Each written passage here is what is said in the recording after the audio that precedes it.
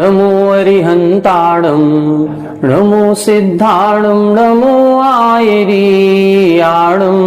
नमो वज्झायाणं नमो लोये सौसाहूणं सिद्धं शुद्धं परमीय जिणिन्दवर्णेमि चन्दमकलङ्कं गुणरयणभूषणुदयं जीवस्य परुवणं वोच्छम्। 1008 श्री मूलनायक आदिनाथ भगवान की जय। 1008 श्री गोमटेश्वर बाहुबली भगवान की जय। द्वासांग जिनवाणी माता की जय। आचार्य श्रेष्ठ आचार्य गुरुवर श्री 108 नेमिचंद्र सिद्धांत चक्रवर्ती महाराज की जय। आचार्य श्रेष्ठ आचार्य गुरुवर श्री 108 विद्यासागर जी महामुनि राज की जय। तीर्थ चक्रवर्ती जगत पूज्य निर्यापक श्रमण मुनि पुंगव श्री 108 सुधा सागर जी महाराज की जय। समस्त मुनि संघ की जय। गोमटसार जीवकांड जी ग्रंथराज की इस स्वाध्याय श्रृंखला में गुण स्थान पर हमारी चर्चा चल रही है।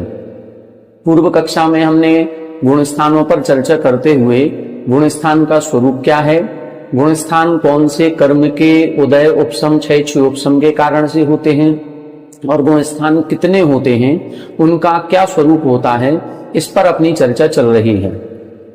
पूर्व कक्षा में हमने 3 गुण स्थानों पर चर्चा कर ली थी और चौथे गुण स्थान अविरत सम्यक्त्व पर अपनी चर्चा चल रही थी। अविरत सम्यक्त्व में हमने उसकी परिभाषा में आपको बताया था कि जहां पर सम्यक दर्शन हो जाता है, मतलब सच्चे देव शास्त्र गुरु पर सच्ची श्रद्धा प्रकट हो जाती है, लेकिन फिर भी अभी रंच मात्र भी संयम को ग्रहण नहीं किया, जहां पर व्रत नहीं है लेकिन श्रद्धा पक्की है, बस इसी का नाम चौथा गुण स्थान अविरत सम्यक्त्व होता है। ऐसा जीव 3 प्रकार का होता है, या तो औपसमिक सम्यक दृष्टि, या छायक सम्यक दृष्टि, या छायोपसमिक सम्यक दृष्टि। जिसने सम्यक्त्व की घातक 7 प्रकृतियों का उपशम किया है वो औपसमिक सम्यक दृष्टि कहलाता है। जिसने सम्यक्त्व की विरोधी उन्हीं 7 प्रकृतियों का क्षय कर दिया है उसको हम छायक सम्यक दृष्टि कहते हैं। और जिसने इन 7 प्रकृतियों का न उपशम किया न क्षय किया, बल्कि इन 7 में से 6 प्रकृतियों का जो सर्वघाती प्रकृतियां थी उनके उदय का अभाव किया है और उन्हीं का सदवस्था रूप उपशम किया है, और साथ में जो देशघाती सम्यक प्रकृति है उसका जिसके उदय चल रहा है, तो ऐसे 6 प्रकृतियों के अनुदय में और एक सम्यक प्रकृति के उदय में जो तत्वार्थ श्रद्धान उसके उत्पन्न हुआ उसको हम छायोपशमिक सम्यक्त्व कहते हैं। तो ऐसे 3 प्रकार के सम्यक दर्शन इस चौथे गुण स्थान में पाए जाते हैं। साथ ही अविरत अवस्था क्यों है, तब उसका कारण बताया गया था कि यहाँ पर अप्रत्याख्यानावरण कषाय का उदय चल रहा है, इसीलिए उसके भाव संयम को ग्रहण करने के नहीं हो रहे हैं या 5 पाप को त्याग करने के नहीं हो रहे हैं। ये तो समझ में आ रहा है कि ये 5 पाप हैं, इस क्रिया में पाप लगता है, इस क्रिया में हिंसा आदि दोष लगते हैं, ये तो उसके समझ में आ रहा है, लेकिन फिर भी उन क्रियाओं को वो छोड़ नहीं पा रहा है। बस इसी का नाम है अविरत सम्यक्त्व। जहां श्रद्धा पक्की है, जहां पर वह पाप को पाप कह रहा है, बस इसी का नाम चौथा गुण स्थान होता है। बस त्याग नहीं कर पा रहा है। अब यहां पर अपन ने कुछ थोड़ी सी और विशेषताएं पूर्व कक्षा में देखी थी, जिनका सामान्य से संक्षिप्त रिवीजन अपन अभी करेंगे, फिर आगे के गाथाओं को अपन पढ़ेंगे। कल की कक्षा में हमने आपको बताया था कि जो औपसमिक सम्यक दर्शन है, उस औपसमिक सम्यक दर्शन में जो 7 प्रकृतियां हैं, उन 7 प्रकृतियों में से किसका प्रशस्त उपशम होता है, किसका अप्रशस्त उपशम होता है, एवं प्रशस्त और अप्रशस्त उपशम क्या कहलाता है। क्षयोपशम सम्यक दर्शन होता है तो क्षयोपशम सम्यक दर्शन से छायक सम्यक दर्शन को प्राप्त करने की प्रोसेस क्या होती है, उसमें अनंतानुबंधी की विसंयोजना क्या कहलाती है, दर्शन मोह की क्षपणा कैसे होती है, कृतकृत्य वेदक अवस्था क्या कहलाती है। इस प्रकार से अपन ने कुछ बिंदुओं को स्पर्श कल की कक्षा में किया था। एक बार सामान्य से उसका रिवीजन करते हैं। हमने आपको बताया था कि जो 7 प्रकृतियां होती हैं, मिथ्यात्व, सम्यक प्रकृति और 4 अनंतानुबंधी, इन 7 प्रकृतियों में से जब कोई जीव प्रथमोपसम सम्यक दर्शन करता है तो वह 3 जो दर्शन मोह की प्रकृतियां हैं उनको पीछे धकेलता है, उदयावली के पीछे कुछ देर के लिए धकेल देता है और उनका प्रवेश उदयावली में नहीं हो पाता। कई बार हमने आपको टंकी का उदाहरण दिया था। यदि मान लो टंकी से कोई पानी अच्छा नहीं आ रहा है, या टंकी में कोई कचरा फंस गया है, या कहीं कोई गंदगी उसमें आ गई है और उस पानी को हमें नीचे आने से रोकना है, तो हम क्या कर देते हैं, ऊपर टंकी में जाकर के टंकी के पास जिस छेद से पानी नीचे आ रहा था उस छेद को ही बंद कर देते हैं। अब उस छेद को जब हम बंद करेंगे तो फिर वो पानी नीचे नहीं उतर पाएगा। बस इसी तरह से है, यहां पर प्रकृतियों को रोका है। कौन सी प्रकृतियों को रोका है, मिथ्यात्व, सम्यक प्रकृति। इन 3 प्रकृतियों को उस उदयावली में आने से ही रोक दिया। कितनी देर के लिए रोक दिया, अंतर मुहूर्त मात्र के लिए। तो ये जो अंतर मुहूर्त मात्र के लिए जब वो उदयावली में ही प्रवेश नहीं करेंगे तो उदय में भी नहीं आएंगे। बस इसी अंतर मुहूर्त में जीव को उपसम सम्यक दर्शन हो जाता है। तो 3 दर्शन मोह की प्रकृतियों को पीछे धकेला जाता है, इसका नाम है प्रशस्त उपसम। और जब अनंतानुबंधी की जो 4 कसाएं हैं, इन 4 कसायों को पीछे नहीं धकेला जाता, बल्कि इनको जब उदय में आने के एक समय पूर्व अन्य प्रकृति रूप कर दिया जाता है तो उसको बोलते हैं अप्रशस्त उपसम। यहां पर अनंतानुबंधी का भी उदय नहीं आ रहा है, लेकिन अनंतानुबंधी का जो द्रव्य था उस द्रव्य को अप्रत्याख्यान, प्रत्याख्यान, संजुलन रूप कर दिया जाता है। कई बार आपने देखा होगा, जब हम कहीं टिकट विंडो की लाइन में लगे होते हैं और विंडो पर मान लो बहुत ज्यादा भीड़ है, उस लाइन में हम लगे हुए हैं, तो हमें ऐसा लगता है कि हमारा नंबर तो नहीं आ पाएगा और ट्रेन आने वाली है। तो हम क्या करते हैं, हम स्वयं ना जाकर के, स्वयं तो आगे लग नहीं सकते, लेकिन हम अपना पैसा आगे वाले को देते हैं और कहते हैं कि भाई साहब हमारी ये टिकट यहाँ की ले लेना, और वो हमसे पैसा लेकर के टिकट विंडो से हमारी टिकट ले लेता है। तो काम किसका हुआ, हमारा हुआ, लेकिन क्या हमने लिया है टिकट, नहीं लिया, लिया दूसरे ने है, काम हमारा हुआ है। बस इसी तरह से इधर होता है, अनंतानुबंधी का उदय आया है, लेकिन अनंतानुबंधी का उदय स्वमुख से नहीं आया, वो स्वयं से उदय में नहीं आई है, परमुख से उदय में आई है। और परमुख से किसके माध्यम से आई है, अप्रत्याख्यान, प्रत्याख्यान, संजुलन या नव नो कसाय रूप से उदय में आई है। तो ये कब होता है, उदय में आने के एक समय पूर्व। मतलब ऐसा है कि जो टिकट विंडो पर सबसे आगे लगा था, जिसको टिकट लेनी थी, बस उसी को हमने संपर्क किया और उसको अपना पैसा दिया और उसने हमारी टिकट ले ली। बस इसको बोलते हैं परमुख उदय। स्वमुख से अनंतानुबंधी कब तक उदय में आती है, दूसरे गुण स्थान तक। अनंतानुबंधी का उदय दूसरे गुण स्थान के ऊपर होता ही नहीं है। अप्रत्याख्यान आवरण कसाय का उदय चौथे गुण स्थान तक ही होता है, इसके ऊपर नहीं होता।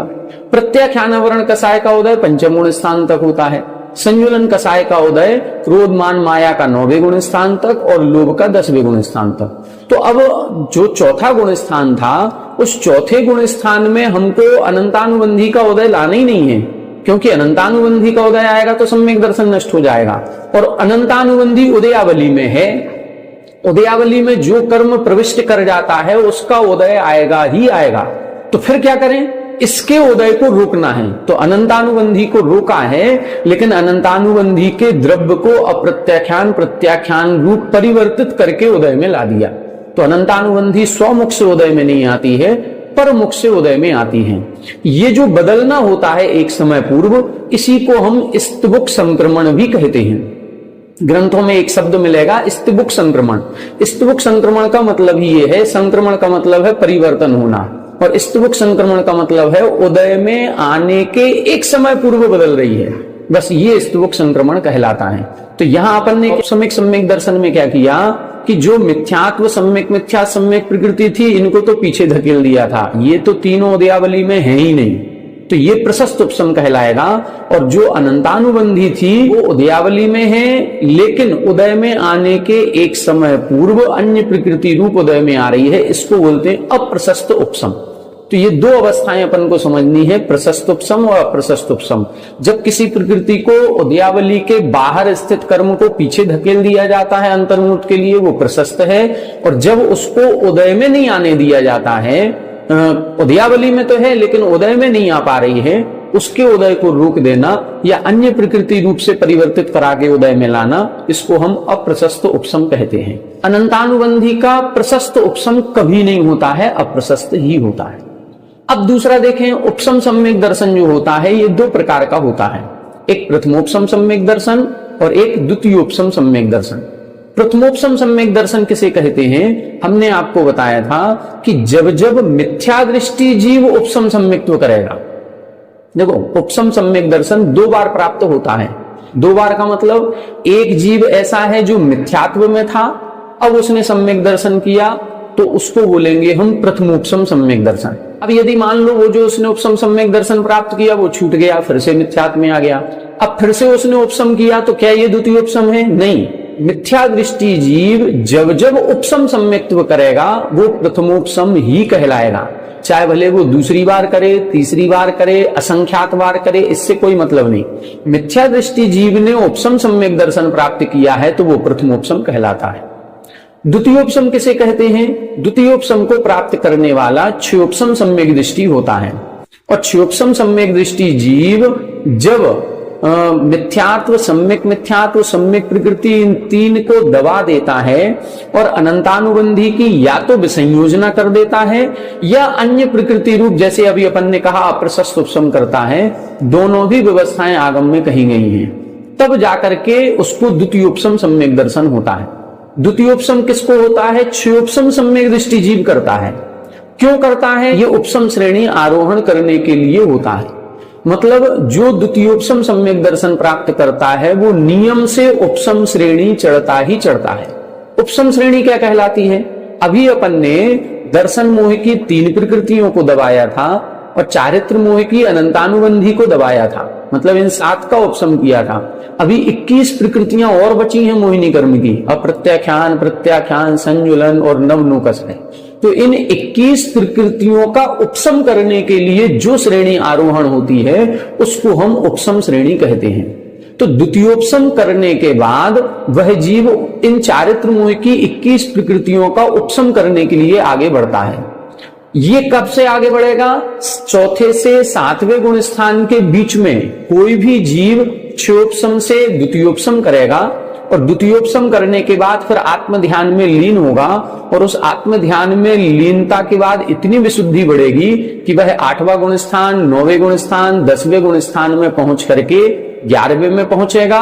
11वें गुण स्थान से गिरते हुए 6वें 7वें गुण स्थान में आते हैं और परिणाम यदि गिर गए तो चौथे गुण स्थान में भी आ सकते हैं और परिणाम यदि गिर गए तो पहले गुण स्थान में भी आ सकते हैं। मतलब एक तरफ तो परिणाम 11वें गुण स्थान के थे और कुछ सेकंड बाद ही परिणाम इतने भी गिर सकते हैं कि वो प्रथम गुण स्थान में पहुंच सकते हैं, उनके मिथ्यात्व का उदय आ सकता है। 11वें गुण स्थान में पहुंचने के बाद उपसम श्रेणी वाला जीव नियम से नीचे गिरता ही गिरता है। उसके गिरने के 2 कारण होते हैं, एक कालक्षय और एक भवक्षय। कालक्षय किसे कहते हैं? सामान्य से चर्चा आ रही है तो हम बता दे रहे हैं, बाकी जब इनके गुणस्थान का क्रम आएगा तब उसमें और हम विस्तार से पुनः समझाएंगे। कालक्षय क्या कहलाता है? जैसे हमने बताया कि जब भी किसी प्रकृति को दबाया जाता है या उपशमित किया जाता है तो वो अंतर्मुहूर्त के लिए ही दबाई जाती है, इसके बाद नहीं दबाई जाती है, वो अंतर्मुहूर्त बाद उदय में आएगी ही आएगी। तो इसी तरह से जब हम उपसम श्रेणी आरोहण किए थे वो चारित्र मोह की प्रकृतियों को दबाते हुए आगे जा रहे थे, तो उन प्रकृतियों को जब हमने पूरे रूप से दबा दिया तो हम 11वें गुण स्थान में पहुंच गए। लेकिन 11वें गुण स्थान में पहुंचते ही अब संजुलन लोभ को जो हमने दबाया था वो 2 सेकंड के लिए दबाया था और 2 सेकंड पूरे हो गए। अब जब 2 सेकंड पूरे हो जाएंगे तो वो संजुलन लोभ का उदय आएगा और जब संजुलन लोभ का उदय आएगा तो हम 11वें गुण स्थान से नीचे गिर करके 10वें में आ जाएंगे। फिर 10वें से और प्रकृतियां उदय में आ जाएंगी तो 9वें में आएंगे, 8वें में आएंगे, 7वें में, 6वें में पुनः आ जाएंगे। भौक्षय किसे कहते हैं? भौक्षय उसे कहते हैं कि हमने संयुलन लोभ को दबाया तो 2 सेकंड के लिए था, लेकिन हमारी 1 सेकंड की आयु बची थी।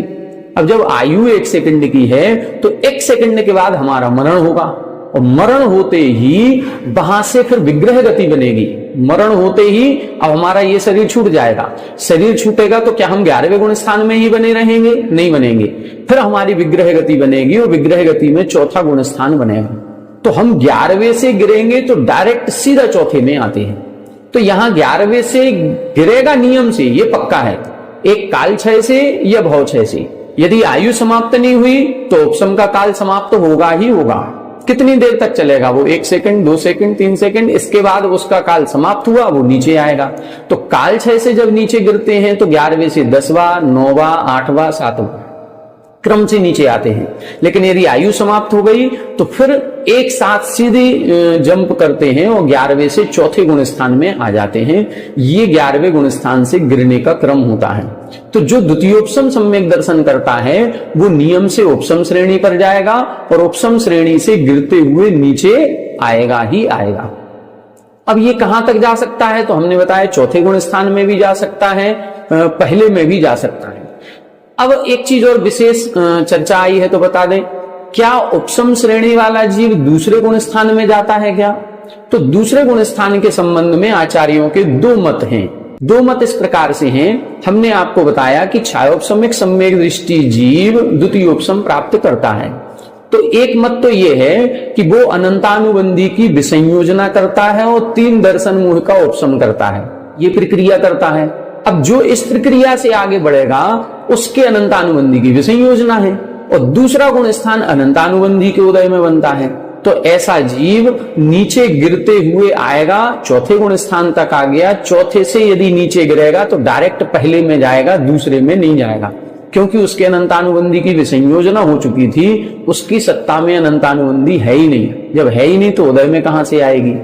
दूसरा मत आचार्यों का यह है कि जो क्षयोपशम सम्यक दृष्टि था उसने 3 दर्शन मोह का उपशम किया है और अनंतानुबंधी का अप्रशस्त उपशम किया है। उसने विसंयोजना नहीं की, अप्रशस्त उपशम किया है, तो भी वो द्वितीय उपशम प्राप्त करके ऊपर उपशम श्रेणी में जाएगा। उपशम श्रेणी से क्रमशः काल क्षय से गिरते गिरते गिरते गिरते 4थे में आया। अब इसने चूंकि अनंतानुबंधी का अप्रशस्त उपशम किया था तो इसके उदय में आ सकती है। ऐसा जीव फिर अनंतानुबंधी के उदय से दूसरे में भी आ सकता है, और दूसरे से गिर करके तो पहले में आता ही आता है। तो इस प्रकार से एक सिद्धांत एक आज अपन ने नया सीखा कि उपशम श्रेणी वाला जीव गिरते हुए दूसरे गुण स्थान में आता है कि नहीं आता है। तो हमने बता दिया 2 मत हैं। जिन आचार्यों के मत में विसंयोजना पूर्वक उपशम श्रेणी चढ़ी जाती है, उनके मत में उपशम श्रेणी वाला जीव गिर करके दूसरे गुण स्थान में नहीं आता, और जिन आचार्यों के मत में बिना विसंयोजना के अप्रशस्त उपशम के द्वारा उपशम श्रेणी आरोहण होती है या द्वितीय उपशम सम्यक प्राप्त किया जाता है, उन आचार्यों के मत में उपशम श्रेणी से गिर करके जीव दूसरे गुण स्थान में आ सकता है, और दूसरे से गिर करके पहले में ही आता है। उपशम श्रेणी के संबंध में एक और हमने बात बताई थी, उपशम श्रेणी को छायक सम्यक दृष्टि भी चढ़ सकता है।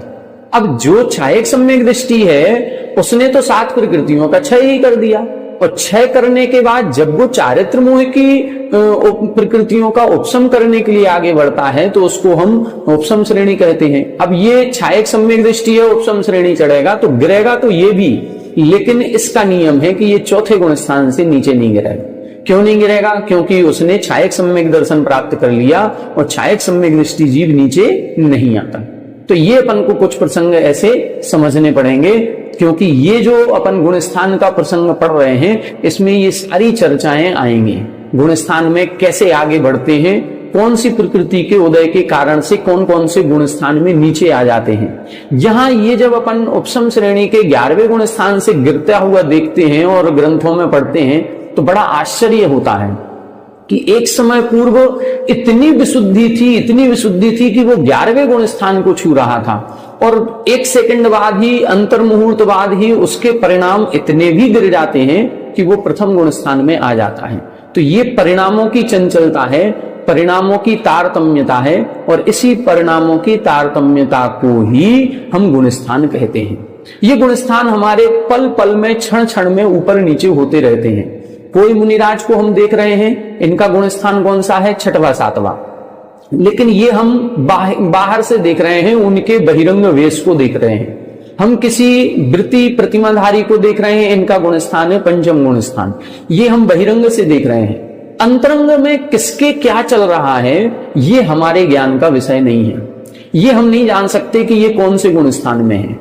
कोई मुनिराज हो सकता है कि अंतर मुहूर्त पहले छठवें सातवें गुण स्थान में थे, अंतर मुहूर्त बाद ही उनके मिथ्यात्व का उदय आ गया और वो पहले गुण स्थान में पहुंच गए, और पहले में पहुंचते ही अंतर मुहूर्त बाद पुनः छठवें सातवें में पहुंच गए। तो ये संभव है, इसमें कोई भी आपत्ति नहीं है। कौन से मुनिराज कौन सी क्रिया करते समय उनके परिणाम नीचे के गुण स्थानों के हो जाए, और कैसे ही उन्होंने प्रायश्चित्त किया, प्रतिक्रमण किया, तो पुनः सामायिक आदि के कार्यों में पुनः छठवां सातवां गुण स्थान हो जाता है। तो ये परिणामों की विचित्रता है, ये नीचे ऊपर होती रहती है। तो इस प्रकार से अपन ने प्रशस्त उपसम को समझा, अप्रशस्त उपसम को समझा, प्रथमोपसम को समझा, द्वितीय उपसम को समझा। छायक सम्यक दर्शन अपन समझ चुके हैं। अनंतानुबंधी की विसंयोजना में हमने बताया था, सत्ता से ही संपूर्ण अनंतानुबंधी के द्रव्य को अन्य प्रकृति रूप परिणमा देना, ये अनंतानुबंधी की विसंयोजना कहलाती है। विसंयोजना बस जब भी होती है तो विसंयोजना की संयोजना पुनः हो सकती है। उसका हमने एक कारण आपको बताया था, यदि मिथ्यात्व का उदय आ जाए तो उस विसंयोजना की पुनः संयोजना हो जाती है, वो अनंतानुबंधी वापस उदय में आ सकती है।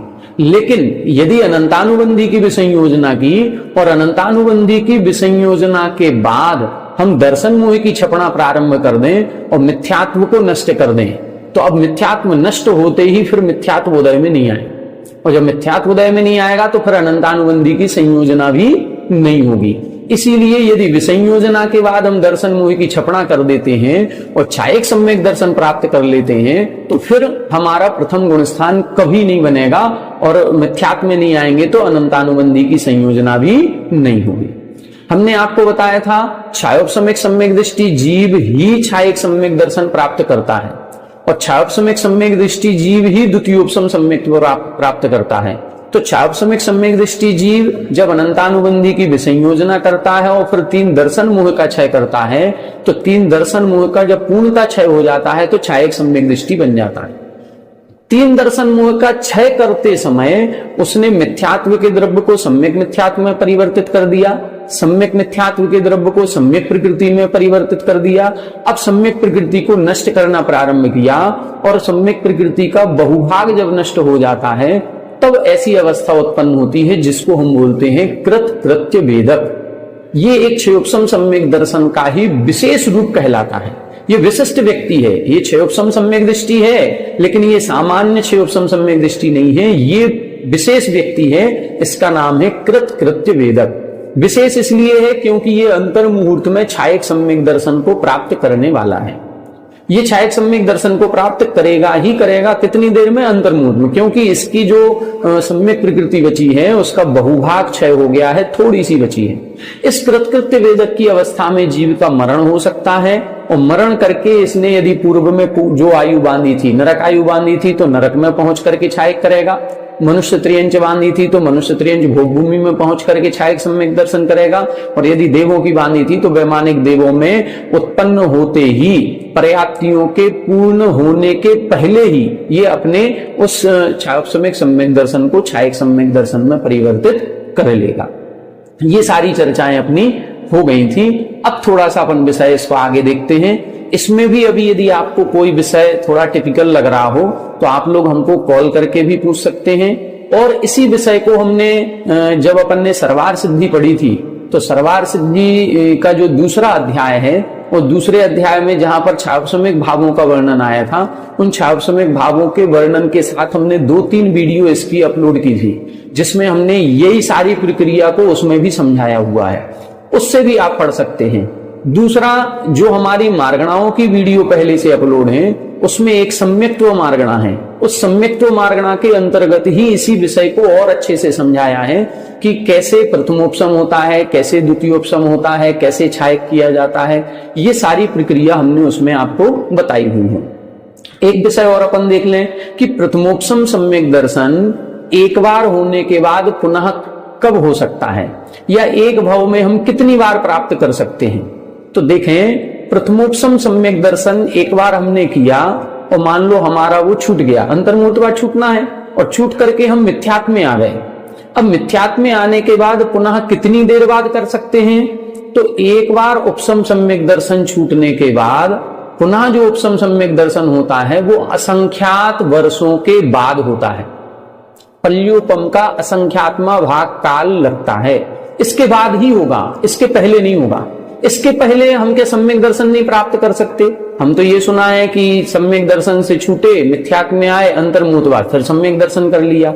हाँ, तो अंतर्मुहूर्तवाद सम्यक दर्शन तो कर सकते हैं, लेकिन वो औपसमिक सम्यक दर्शन नहीं होगा, वो छायोपसमिक होगा।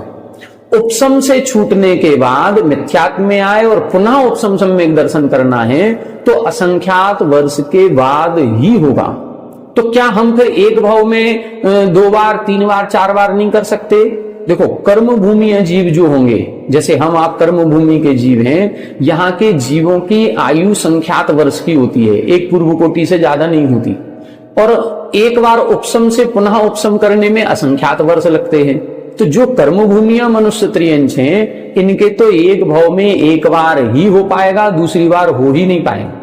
लेकिन जो भोग भूमिया जीव हैं, जिनकी आयु 1 पल्य 2 पल्य 3 पल्य की है, और इसमें हम कितना बता रहे हैं, पल्योपम का असंख्यात्मा भाग के काल के बाद, तो ऐसे भोग भूमिया जीवों की आयु असंख्यातों वर्ष की है। तो ऐसे भोग भूमिया मनुष्य त्रियंश और देव नारकी, उनकी तो सागरों पर्यंत की आयु है।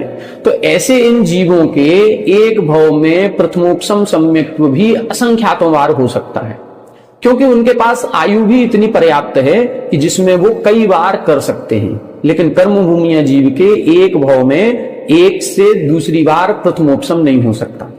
अब द्वितीयोपसम की बात करें, द्वितीयोपसम कितनी बार हो सकता है? द्वितीयोपसम के साथ ऐसा नियम नहीं है। द्वितीयोपसम सम्यक दर्शन, जिसने हमने बताया कि द्वितीयोपसम सम्यक दर्शन उपसम श्रेणी आरोहण करने के लिए होता है। किसी जीव ने द्वितीयोपसम सम्यक दर्शन प्राप्त किया, ऊपर 11वें गुण स्थान तक पहुंचा, 11वें गुण स्थान से नीचे आ गया 6वें 7वें गुण स्थान में। अब 6वें 7वें गुण स्थान में आने के बाद वो द्वितीयोपसम नष्ट हो गया, पुनः छायोपसमिक हो गया। अब अंतर मुहूर्त बाद ही वो पुनः द्वितीयोपसम कर सकता है और फिर से उपसम श्रेणी चढ़ सकता है। तो द्वितीयोपसम से द्वितीयोपसम का अंतर मुहूर्त है, मतलब अंतर मुहूर्त के बाद ही दूसरी बार प्राप्त किया जा सकता है। तो ये फिर एक भाव में कई बार कर सकते हैं? नहीं कर सकते। एक भाव में अधिकतम यदि द्वितीयोपसम सम्यक दर्शन होगा तो 2 बार ही होगा, इससे ज्यादा नहीं होगा। एक भाव का नियम है, एक भाव में हम 2 बार ही कर सकते हैं। हो सकता है वो अंतर मुहूर्त बाद ही हो सकता है 10-20 साल के बाद हो सकता है एक पूर्व कोटि के अंतरकाल में हो। जैसे मान लो कोई मुनिराज हैं और उन्होंने द्वितीयोपसम सम्यक दर्शन किया, द्वितीयोपसम सम्यक दर्शन करके 11वें गुण स्थान में पहुंचे, वहां से नीचे आए, नीचे आकर के अब अंतर मुहूर्त के बाद ही द्वितीयोपसम कर लिया, ये भी संभव है। और हो सकता है कि अब 30-40 साल निकल गए, वो विशुद्धि बनी ही नहीं, अब वो विशुद्धि हमारी 40 साल के बाद बनी, तो 40 साल के बाद हो जाएगा। हो सकता है यदि चतुर्थ काल चल रहा है, एक पूर्व कोटि की आयु है, अब यहां पर अभी पहले 8 वर्ष अंतर मुहूर्त की अवस्था में बन गया था, अब हो सकता है कि एक पूर्व कोटि बिल्कुल अंत समय आया तब उपसम श्रेणी चढ़े। तो ये अंतर हो सकता है, लेकिन एक भाव में 2 बार से ज्यादा नहीं होता। और यहां तक की ग्रंथों में लिखा है, पूरे संसार काल की बात करें, पूरे संसार काल की, मतलब हम जब जब मुनि बने, कई बार मुनि बने होंगे और मुनि बन करके हमने उपसम श्रेणी आरोहण किया होगा, तो पूरे संसार काल में मैक्सिमम 4 बार ही द्वितीयोपसम सम्यक्त्व प्राप्त किया जा सकता है। 4 बार से ज्यादा हो ही नहीं सकता। चौथी बार के बाद यदि हमारी विशुद्धि बनेगी तो वो नियम से छपक श्रेणी की बनेगी, छपक श्रेणी आरोहण ही करेंगे और छपक श्रेणी के बाद फिर नीचे नहीं आता, वो ऊपर ही जाता है। तो प्रथमोपसम सम्यक्त्व एक भाव में यदि मनुष्य त्रियंश है तो एक बार ही होगा, कर्म भूमियां हैं तो, और भोग भूमि मनुष्य त्रियंश है या देवनार की है तो एक भाव में असंख्यातों बार हो सकता है। द्वितीयोपसम सम्यक्त्व कर्म भूमि के मनुष्य को ही होगा, अन्य किसी को होगा ही नहीं, क्योंकि ये तो उपसम श्रेणी चढ़ने के लिए है, तो ये मनुष्य के ही होगा। और वो एक भाव में अधिकतम 2 बार ही हो सकता है। जघन्य अंतर्मुहूर्त के बाद ही कर सकते हैं, अथवा एक पूर्व कोटि के 8 वर्ष अंतर्मुहूर्त कम इसके अंतराल में कभी भी की जा सकती है। ये समझना चाहिए। इनके गुणस्थान कौन से लगाए जाएं? प्रथमोपसम सम्यक्त्व जो होता है वो चौथे गुण स्थान से सप्तम गुण स्थान तक होता है, इसके ऊपर नहीं है। प्रथमोपसम सम्यक्त्व और छायोपसमिक सम्यक्त्व, ये दो सम्यक दर्शन चौथे से 7वें गुण स्थान तक है, प्रथमोपसम और छयोपसम। छायक सम्यक दर्शन 4 से 14 पूरा, और द्वितीयोपसम 4 से 11, चौथे से 7वें के बीच में कभी भी प्राप्त किया जा सकता है, और ये ऊपर जाएगा तो 11वें गुण स्थान तक जा सकता है। 11वें से नीचे आने पर भी चौथे गुण स्थान तक आ सकता है। तो द्वितीयोपसम सम्यक दर्शन चौथे गुण स्थान से 11वें गुण स्थान तक, प्रथमोपसम और छयोपसम चौथे से 7वें तक, और छायक सम्यक दर्शन चौथे से 14वें गुण स्थान तक हो सकता है। ये अपन को जानना चाहिए। अब अपन आगे की गाथा देखते हैं। सम्यक दर्शन के बारे में लगभग जो चर्चा होनी थी वो अपन ने यहां पर कर ली। अब देखें गाथा नंबर 27। सम्मा इत्थि जीवो ओवे इत्थम पवयणम तु सदहदी, ओवे इत्थम पवयणम तु सदहदी, सद्दहदि असद्भावम अजानमानो गुरुनियोगा, अजानमानो गुरुनियोगा। सम्मा इत्थि जीवो उवेत्थम पवयणम तु सद्दहदि, सद्दहदि असद्भावम अजानमानो गुरुनियोगा। देखें, अब सम्यक दृष्टि जीव की श्रद्धान की अपेक्षा विशेषता बता रहे हैं। अभी अपन ने जब पहला गुण स्थान देखा था तो पहले गुण स्थान में एक गाथा आई थी, गाथा नंबर 18। उस 18 की पहली लाइन देखें, उसमें लिखा मिच्छा इत्थि जीवो ओवेट्ठम पवयणम न सद्दहदि, और यहां पर बिल्कुल सेम गाथा है। सम्मा इत्थि जीवो ओवेट्ठम पवयणम तु सद्दहदि। वहां मिच्छा इत्थि लिखा था, यहां सम्मा इत्थि लिखा है। वहां पर ण शब्द लगाया था कि जो मिथ्या दृष्टि जीव होता है वो सद्भूत या वास्तविक प्रवचन पर श्रद्धा नहीं करता है। मतलब जो सच्चे गुरु हमको मिले हैं, केवली भगवान की वाणी जिनवाणी हमें मिली है, तो जो मिथ्या दृष्टि जीव होगा, जिसके मिथ्यात्व प्रकृति का उदय है, उसको उस वास्तविक बात पर श्रद्धा नहीं होगा। और यहां कह रहे हैं सम्मा इत्थि जीवो, जो सम्यक दृष्टि जीव है उसको ओवेट्ठम पवयणम तु सद्दहदि, वो उपदेश किए हुए प्रवचन पर ही श्रद्धान करता है। यही सम्यक दृष्टि और मिथ्या दृष्टि में अंतर है। मिथ्या दृष्टि जीव को गुरु की बात पसंद नहीं आएगी, वो गुरु की बात को नकार देगा, उसको गुरु की बात पर रंच मात्र भी श्रद्धा नहीं होगा। और सम्यक दृष्टि जीव गुरु ने कहा है तो बिल्कुल सत्य कहा है, बस ये मान करके वो उसको स्वीकार कर लेगा।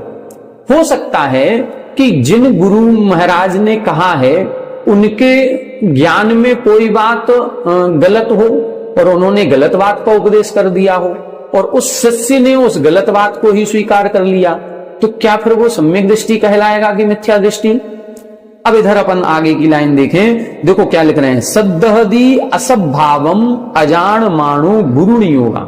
सद्दहदि असद्भावम, ऐसा नहीं है कि सम्यक दृष्टि जीव केवल वास्तविक बात पर ही श्रद्धान करता है, वास्तविक पर तो करता ही करता है। असद्भावम सद्दहदि, असद्भाव पर भी श्रद्धान कर लेता है। मतलब जो आगम विरुद्ध बात थी उस पर भी श्रद्धान कर लिया, लेकिन किस कारण से? अजानमानो, अज्ञानी बन करके, उसको पता ही नहीं था। उसने तो केवल गुरु के ऊपर विश्वास किया था, और गुरु ने जो प्रवचन किया है वो गुरु महाराज को भी जानकारी नहीं थी कि ऐसा होता है।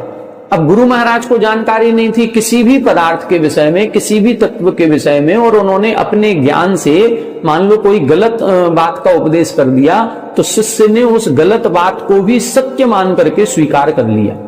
अब वो शिष्य सत्य मान करके भी स्वीकार कर रहा है तो भी वह सम्यक दृष्टि ही कहलाएगा, वो मिथ्या दृष्टि नहीं है। ये सम्यक दृष्टि की विशेषता बता रहे हैं कि सम्यक दृष्टि जीव उपदिष्ट प्रवचन पर ही यथार्थ श्रद्धान करता है, जो वास्तविक है उसी बात पर श्रद्धान करता है, और कभी कभी अवास्तविक पर भी श्रद्धान कर लेता है। वो भी कैसे? अजानमान, अज्ञान भाव मान करके। मतलब वो ज्यादा दिमाग नहीं लगा रहा है, वो ज्यादा बुद्धि नहीं लगा रहा है, वो तो केवल क्या गुरु नहीं होगा, केवल गुरु के निमित्त से उसने तो अपने गुरु पर श्रद्धान किया है कि हमारे गुरु जो हैं वो बिल्कुल सत्य कहेंगे, सत्य के अलावा कुछ नहीं कहेंगे। इन्होंने जो कह दिया वो बिल्कुल सत्य है, अटल है, बस उनकी बात को स्वीकार करके उसने स्वीकार कर लिया। तो यहां पर अभी गुरु भी जो हैं वो भी अजानमान है, उनको भी पता नहीं है, उनको भी वास्तविक तत्व का पता नहीं था, इसलिए अभी गुरु भी सम्यक दृष्टि है और उनका शिष्य भी सम्यक दृष्टि है, दोनों सम्यक दृष्टि है। लेकिन आगे की गाथा अपन जब पढ़ेंगे तब उसमें क्लियर करेंगे कि ऐसा सम्यक दृष्टि जीव के सम्यक दृष्टि ही बना रहेगा या कभी मिथ्या दृष्टि भी हो जाएगा, क्योंकि उसने श्रद्धान जो किया है वो तो गलत बात पर किया है। अब वो गलत बात यदि उसको पता चल गई फिर क्या होगा? क्या उसको गलत बात पर ही श्रद्धान करना चाहिए क्योंकि गुरु महाराज ने कही थी, या उस पर अपना सुधार करना चाहिए? इसका कथन आगे की गाथा में आएगा। कल बहुत अच्छा प्रसंग आएगा, इसमें आप लोग जरूर सुनिएगा। कल अपन इसकी चर्चा करेंगे। आज अपन यहीं छोड़ते हैं, समय अपना हो गया है। यहां अपन ने ये देख लिया कि जो सम्यक दृष्टि जीव है वो गुरु को अपना निमित्त मान करके जो गुरु महाराज ने कहा है उनके ऊपर पूरा समर्पित होकर के, पूरा श्रद्धान्वित होकर के वो उनकी बात को स्वीकार करता है। कई बार ऐसा होता है, आप लोग भी हमारी वीडियो सुन रहे हैं, हम कोई जरूरी नहीं है कि हमें पूरा ज्ञान हो गया है, हम भी पढ़ करके समझ करके आपको समझा रहे हैं। हो सकता है कोई सैद्धांतिक बात ऐसी हो जो हम ही गलत समझ रहे हो और हमने आपको समझा दिया, और आप लोग हमारी बात को प्रामाणिक मान करके यदि स्वीकार कर रहे हैं, तो यदि हम सम्यक दृष्टि हैं तो आप तो सम्यक दृष्टि हैं ही हैं। लेकिन यदि मान लो हमने ही कोई गलत बात बताई है और आपने गलत बात स्वीकार कर ली, और जब आपको भविष्य में पता चले कि नहीं ये बात ऐसी नहीं ऐसी थी, तो अब क्या होगा? अब क्या आप मिथ्या दृष्टि हो जाएंगे या सम्यक दृष्टि हो जाएंगे, या हम मिथ्या दृष्टि हो जाएंगे या सम्यक दृष्टि हो जाएंगे? इसका क्या होगा ये अपन कल के लिए छोड़ते हैं, इस विषय को अपन कल देखेंगे। आज की कक्षा में इतना ही। आप सभी हमारे साथ बने रहें। सभी को जय जय।